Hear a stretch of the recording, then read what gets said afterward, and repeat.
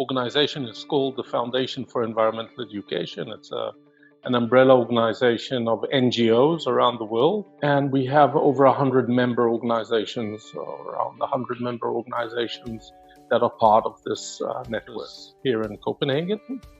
And we run 5 programs.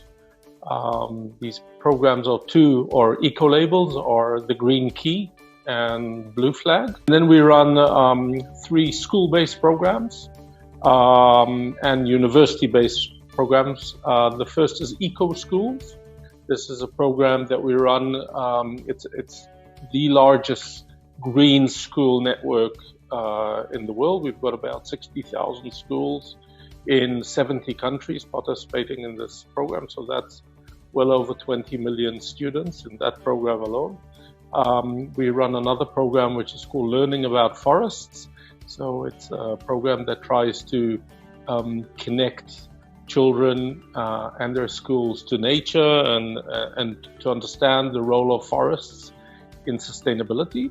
And the last program we run is called Young Reporters for the Environment. It's a program for young people between the ages of 11 and 25. Okay. That teaches them how to use media tools in order to tell an environmental story that they feel strongly about to their community, to their peers, etc. It's a CO2 emission compensation tool for people who want to compensate their CO2 emissions connected to travel. And that compensation, those funds, go to projects around the world that focus on tree planting through schools. So there's an education process again, and then the schools also participate in tree planting. So these are our 5 programs and the fund that we run. Mm-hmm. Schools have been closed, universities have been closed, beaches have not opened. In reality, the bread and butter of our work has been definitely affected by COVID-19.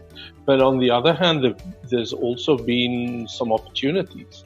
As an organization that has been strongly focused on looking at ways to reduce our footprint, at conducting our business in a more responsible way, looking at climate change as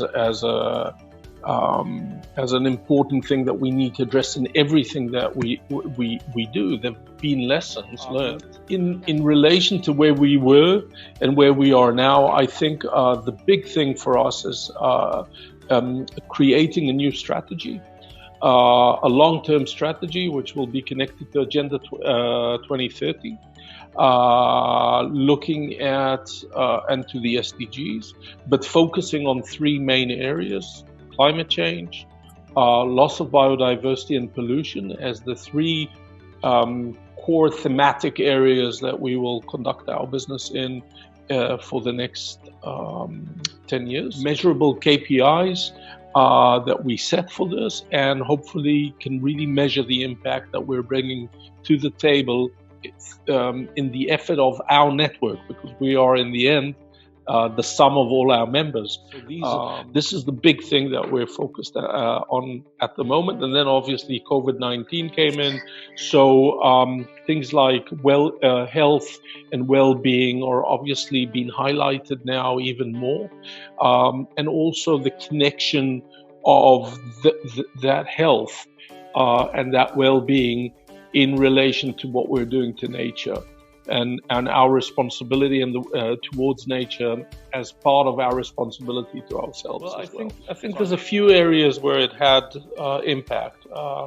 We didn't get to be millionaires from.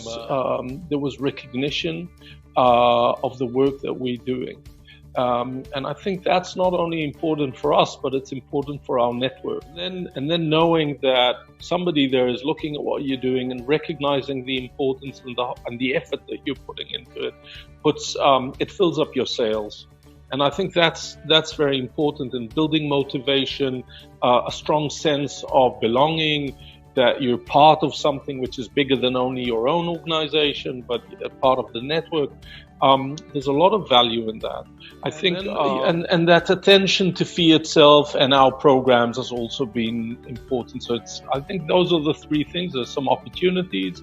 There's recognition of the network and that internal motivation, and recognition of the programs themselves. So a bit of a spotlight on what we're doing, and raising the work that we're doing in the areas that we feel are important. That all these things have been very valuable for us. The public companies can all use the Global Forest Fund, and that was one of the main things that we nominated, because we're looking at using this to bring tree planting and education, especially to developing countries. There are quite a few, or have been many compensation tools for CO2, but none of them that we know of focused on education as a main component in order to reduce CO2 emissions. So we believe that planting trees is just not enough if you don't have an educational component that goes with it. And I think that's what makes the Global Forest Fund particularly special. And the other thing is that really, because it's a non-for-profit organization, because I think this is in the heart of our philosophy of everything that we do. So you create an ownership that begins with learning and then passes through action and positive action. And when you have that learning and understanding and action, then that action becomes an investment, and that investment becomes a protection, because we have a tendency to protect things that we've invested in. So hopefully, if you can create that within an educational process, then you first teach people, help them understand, help them take action, and by doing that, you're creating that feeling of ownership, belonging, and protection. So that's really the philosophy. First of all, I want to congratulate all those nominees and the winners. I don't know who they are, but those who will win, definitely congratulate them. I think a few things is you really need to look at, think out of the box on how you leverage the award for your own benefits. I think that looking at the connections and the synergies that you might develop through the award, and having very distinguished people and organizations actually choosing you, how can you connect to that and make that worth your while as well? And then how you communicate it in such a way that it will fuel your work for future. I guess everybody knows this, but it's always a bit difficult when it happens. My message is that climate change, loss of biodiversity, pollution, poverty, gender equality, these things are not going to go away because of COVID-19. So we need to remember that we have a crisis on our hands, but there are other crises and other things that we need to deal with that are not going away, and that the work that we're doing is going to stay relevant unfortunately, for many years to come. So I think that's something that we need to take, to put in perspective.